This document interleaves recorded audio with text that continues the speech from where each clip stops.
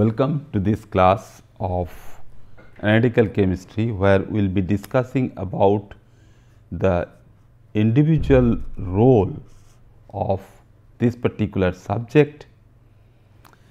That means where we try to understand the role of analytical chemistry and the different techniques, because if we try to find out a particular technique which we can apply for any real life problem solving affair, that this particular technique should be compatible with that particular chemistry what can be utilized to solve this analytical process.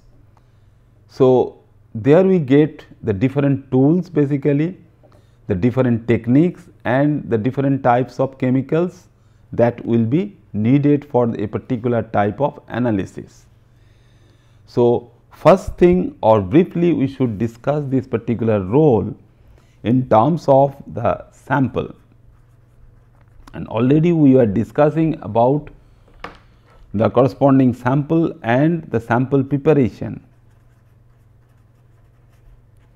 From the real life examples what we have seen, that starting from the ore to deer kidneys, how we get the corresponding sample for this particular analysis. So, the different sizes, that means if we have the ore or any other thing, that we all know that the sizes are different. So, we choose that particular size, that size is important, and in which particular form those species are available, that we should take. So, this particular sample preparation should be associated with something which is known as treatment, or sometime it is pre-treatment. How we can utilize the knowledge of chemistry for the development of a particular assay, or the assay method we call, because these are the most tedious process, because to get this sample starting from say this sample is, if it is ore of very bigger sizes.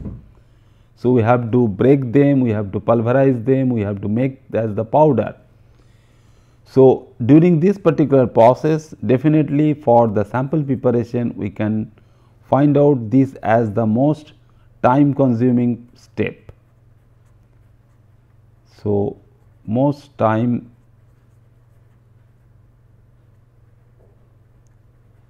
consuming step is not that you get it in the final form and you determine by some titanometric method or some gravimetric method or some spectrophotometric method the typical unknown concentration.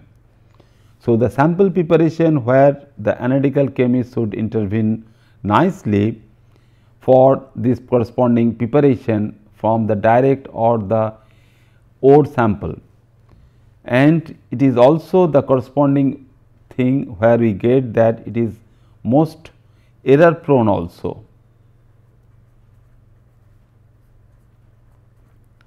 That means, if we are not careful enough to take the required precautions, so something can happen such that our desired form of the analyte coming from the raw sample is not possible to achieve it. And the third one is also, it is most labor intensive. That means, we must have to pay some time as well as some labor for that. So, it is a typical or a tedious process. That means, if we can have something, that means this ore, suppose we are handling something where you have the Fe3O4 and our idea should be there, we should use this, how we can convert this as Fe3 plus, which we can analyze or which we can determine the corresponding unknown concentration. So, this particular thing, that means, but if we can get this, there is a bigger chunk of these ores are there. So, bigger chunk of these ores. So, how to get this initially in the powder form and those powder forms you have to grind them and then you can take into some solution state. So, this Fe3 plus will be in solution. So, during this particular process, when we are looking for Fe3 plus only, but this particular ore sample can have other species present, and sometimes some valuable components are also present. So, during this particular process we should not lose any analyte for this particular analysis, because if some other metal ions, say Ni2 plus is there or chromium 3 plus is there, and if we focus our attention that we should only get this particular Fe3 plus nicely, but during this particular process, that means the dissolution, evaporation and all these, that some amount of Ni2 plus or some amount of chromium 3 plus can also be unavailable from that particular solution medium. So, once we get that and in which particular form, that means if Fe3 plus is present and we can directly determine Fe3 plus in the solution, that means the form of the analyte is also important.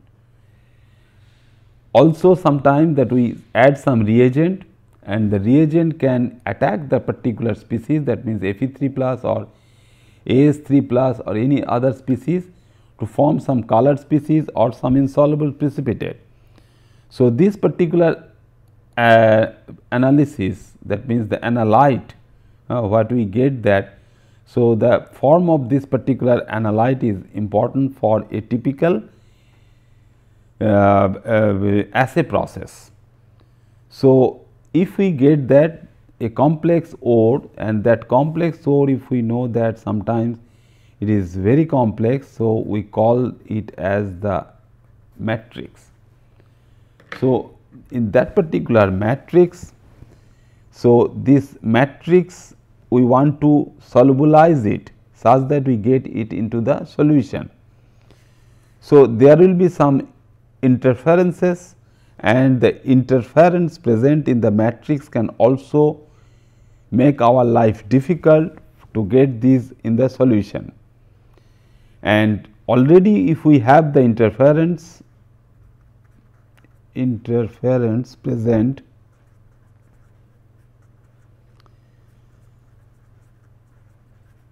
so sometimes due to the treatment by the acid. So, if we have the ore matrix is being treated by the acid, so all these acids can have typical anions like chloride, like nitrate, like sulphate and all these. So, these were not originally present within this sample. So, due to that particular process, this addition of these acids will all be there, and this will be the new anions available in these solutions, because this particular oxide when treated by acid, it is not forming any anions over there, because all will be converted into water molecule. But if we treat this with some inorganic acid, so anions will be there, so they will also interference. So, already we have some amount of interference present over there, and new interference can come over there due to the process of this sample preparation.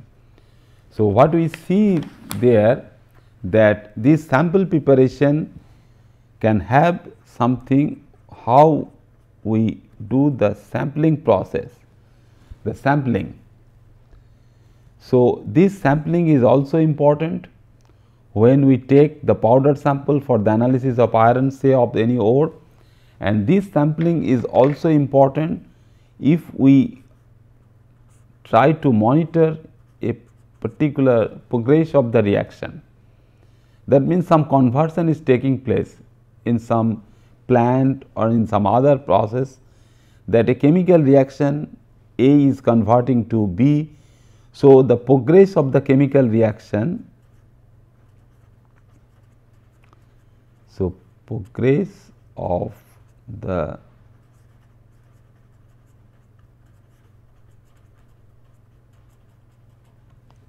chemical reaction can be monitored, which is a typical challenge. So, sampling is a real challenge for any chemical analysis.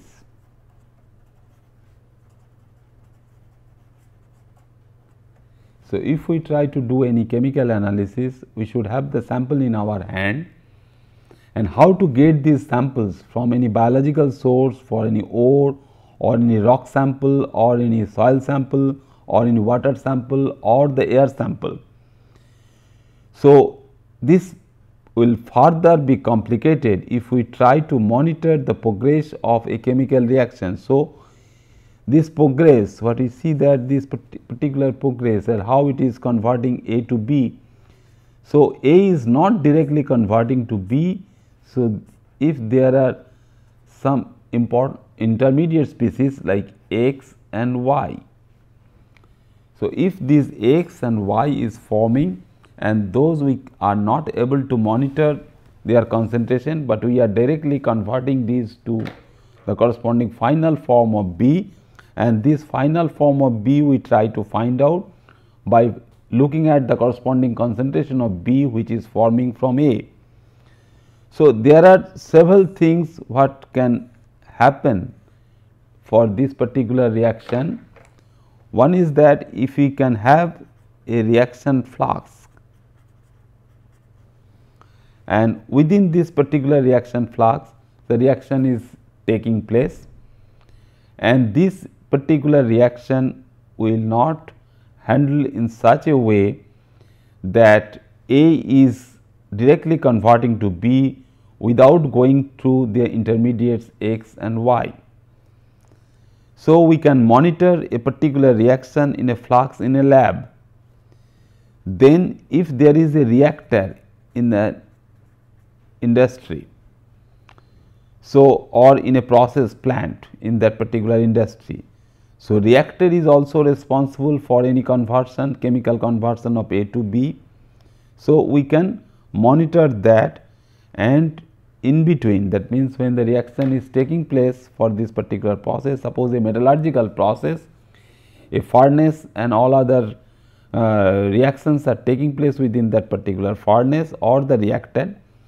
So, intermittently or continuously we can monitor the progress of the reaction where A is not fully converting to B, or A along with X and along with Y, they all these are present in a mixture. So, typically A is not present, the entire concentration of A is not there. So, concentration of A is decreasing, but we are not able to get the right concentration of B, whatever amount of A is being lost. So, these intermediate concentrations are there.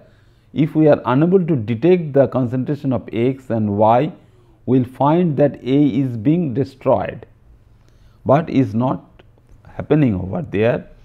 So, continuously we can also monitor the decrease in concentration of A and increase in concentration of B. So, this particular sampling process for this chemical analysis is also important on an open field. Suppose we are taking the river water, the river bed is our environment, and from there we try to get the water samples. So, from the river we can collect the water samples, but this is directly related to the environment. So, the location is very important. The time is also important, that when we are taking this particular sample throughout the year, throughout in the month or a particular day, in a particular time. So, where we are taking, when we are taking, and what we are taking along with the water sample.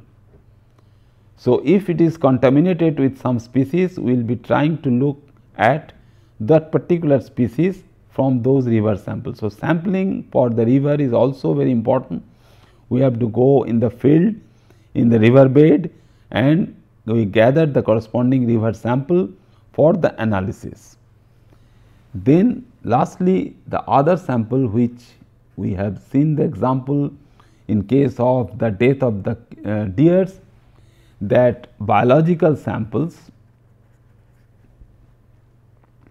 so biological samples in a particular organism can be utilized the way we have seen in case of the kidneys of dead deers. So, this particular case, that means when we get the ore sample, so the nature of these samples are important, that means we are handling some solid sample, and this solid sample will be taken as the solution. And also we will see when we go for a gravimetric estimation, this particular solid sample, in between we convert it to a solution, again we go for some precipitation. So, solid we will be getting, and that solid can also be analyzed for the presence of that particular species, such as the ferric ion or any other metal ion in the original solid sample. So, what we do, we just get this particular solid, and one other important factor for the solid material of different sizes, the chunks and all these, if we are getting those as from the real life sample. So, these bigger chunks or the bigger size of this solid material are not homogeneous in nature. So, to bring homogeneity into this particular sample, how to make this particular homogeneous sample, because if we converted this particular solid sample of different sizes to a powdered sample. So, this powdered sample, making this as a powdered sample is important. So, we go for crushing. So, crushing is there. So, we crush that, then we can pulverize it,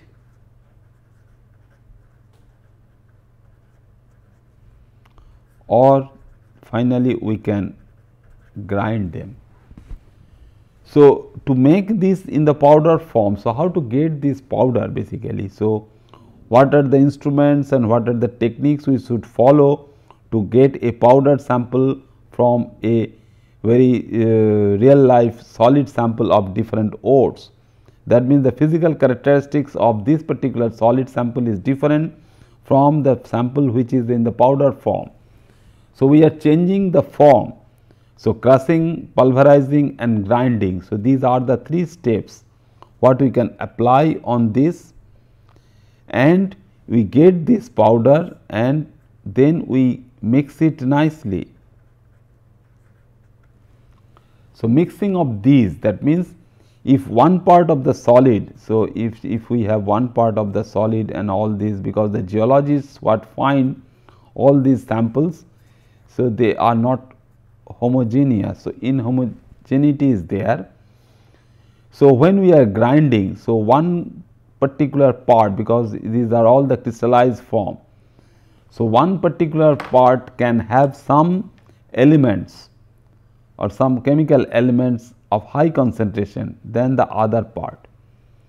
So, when we grind this particular part, the concentration of one particular species is high over here than the concentration of this particular part. So, if we entirely make a powder and then the whole powder from this part and this part, we mix it, we get a mixed powder form, and this mixed powder form will be homogeneous in the solid state. So, what we will be looking for? We will be looking for something where we get homogeneous and which is mixed powder. So, these powder we can store basically from the different sites, like the collection of sample from the river bed, where from we are collecting that particular sample, which river, when, where and at what particular time. Similarly, the source of these solid samples of these ores are also important, and we make these, so we can have this powder samples. So, if we have 3 different samples from 3 different origin, so we make them powder and we can store it, because in the next step we have to set the corresponding process how we can analyze this powder form for their different analytes, the presence of these different analytes. So, before going for this grinding of this powder, so solids we can have. Now, we can bring 2 other forms, physical forms of these samples. That means, if we have this, that means during the sampling process, whether it is possible to go for the physical separations, because ultimately what we can do, that physical separations in sampling, we are still with that particular topic of sampling. So, in sampling the physical separations, because ultimately what we do is now known to us, is very much clear to us, is that we can go for some chemical treatment and chemically we try to identify the unknown species. But the physical separation, this can be very much useful if we can have all these things. That means, if we can have solid, if we can have the liquid, or if we can have gas. How these are there? Because if we can have one solid and if we try to separate from other solid, that means the separation. So, what is that? So, it is separation.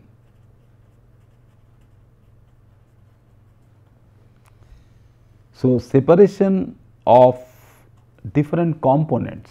So, if there are components A, component B and component C and all of them are solid, then how to separate these components? So, separation of these components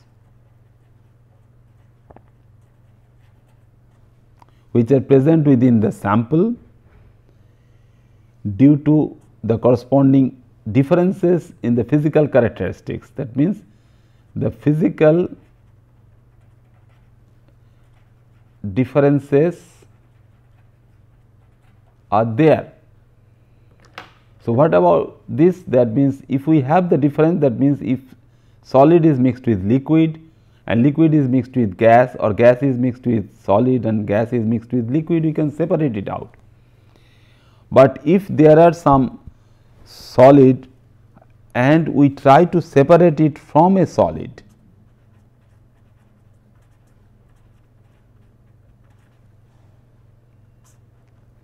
how to do that? So, separation of solid from a solid, that means, if we see that the different chunks are present and the color of those chunks and their corresponding nature is also different, that a particular scientist who are devoting with the geology or geophysics, so geologist can see the thing and sometime making this particular thing with some typical observation by microscopes and all. So, looking at this material, they can separate out some one particular part from the other, but in actual practice the science behind that particular separation is something else. If we just look at the density of one solid part from the other is different. That means, a particular part they are occurring in same area, some solid matter containing iron and some solid matter containing copper and some solid matter containing more precious metal ions, say like palladium or platinum. So, these are present in as the ores, but their density will be different. So, by density difference, using the corresponding parameter is the density difference. So, what we can do? We can do this separation by density flotation.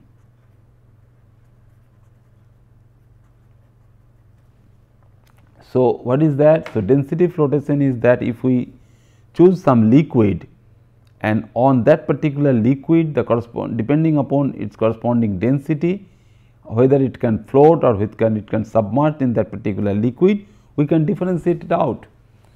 So, if we have a particular density column where we have a density differences in the liquid, so using that particular thing, we can use that thing like that of our liquid, but solid as and solid. So, solid versus solid separation, we just simply utilize the corresponding density of the solid material, the difference in the density of the solid material, or by solubility difference.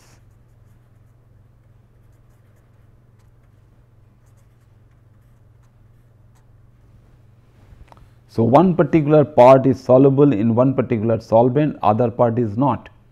So, if there is any solubility difference, we just separate it out from a typical solubility difference for one solid from the other.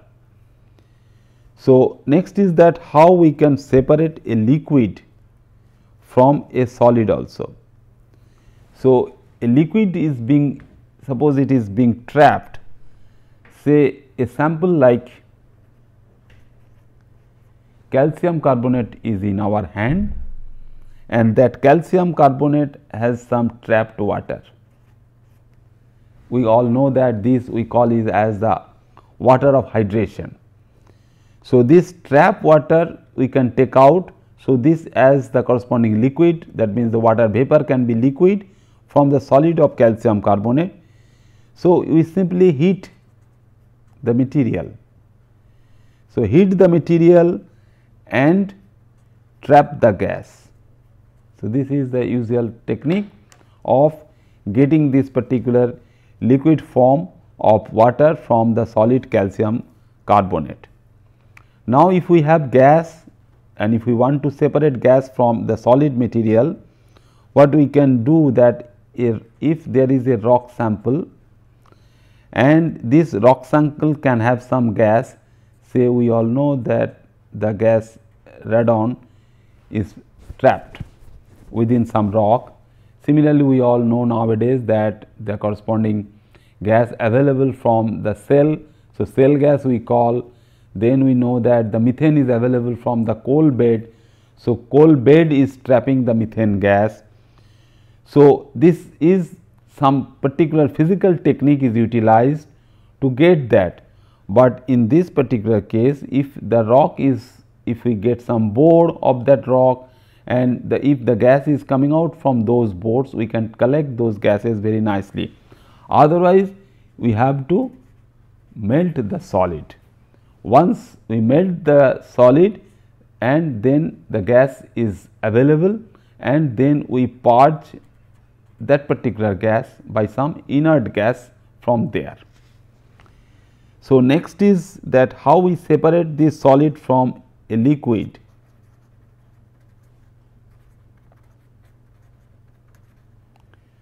So, the first thing is then the solid you have to separate from liquid is the filtration, the way we remove the precipitate from the solution.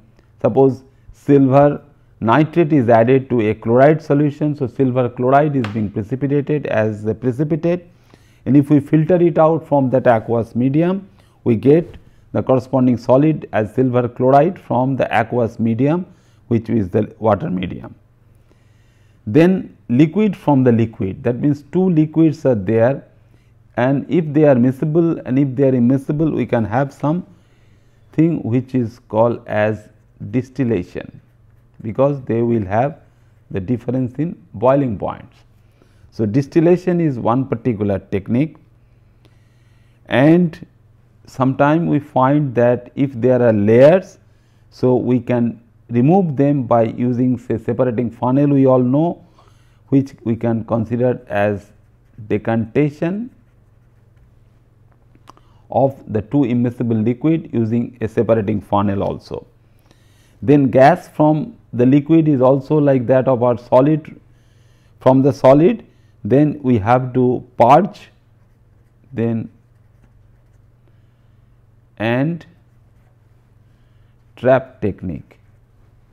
How we bubble some inert gas, say nitrogen or argon over there, and the gas what is coming out will be the gas which is we are looking for the separation, and that is if we cool those gases we will just get, if they are cold enough we can liquefy them, otherwise this gas can be separated from those inert gases.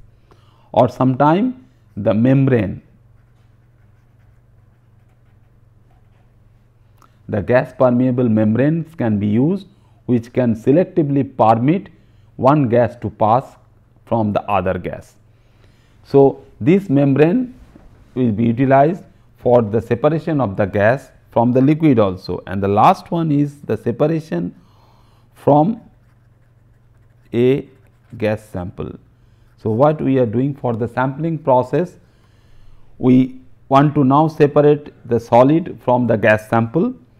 So, again a different type of filtration technique will be used. So, solid we can have the suspended particles. So, suspended particles can be filtered out from the gas.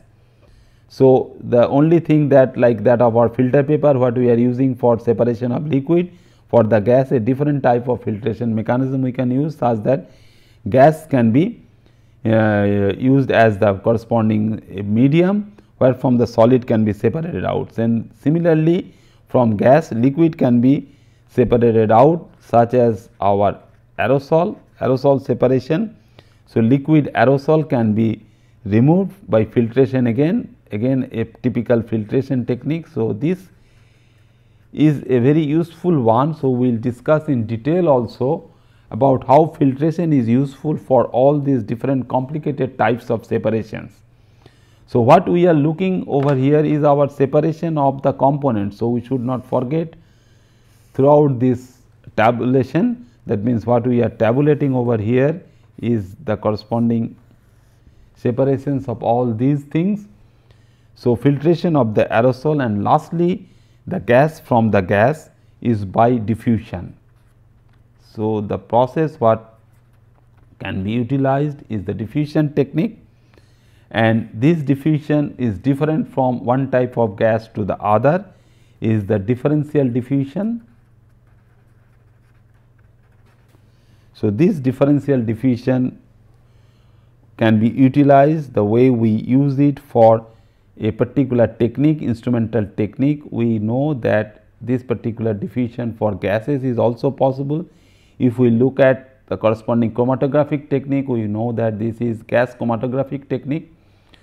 So, this gas chromatographic technique is the separation of these through some diffusion of these different gases, where we can have a carrier gas, and carrier gas is purging the other gases, and then mass wise the individual gas can be separated. So, if this is coupled with a mass spectrometer, the corresponding instrumental technique is the GCMS technique, and that GCMS technique is based on the diffusion of one particular gas from the other gas from which we want to separate this particular gas by this particular differential diffusion technique. So, this differential diffusion technique will be very much useful for separation of one gas from the other, because ultimately what we will be looking for, we will apply our knowledge of analytical chemistry to identify the separated gases. So, we just separate all these out, and then we apply this particular technique or one other particular technique to identify these gas from the gas where the gas mixtures were present. Okay.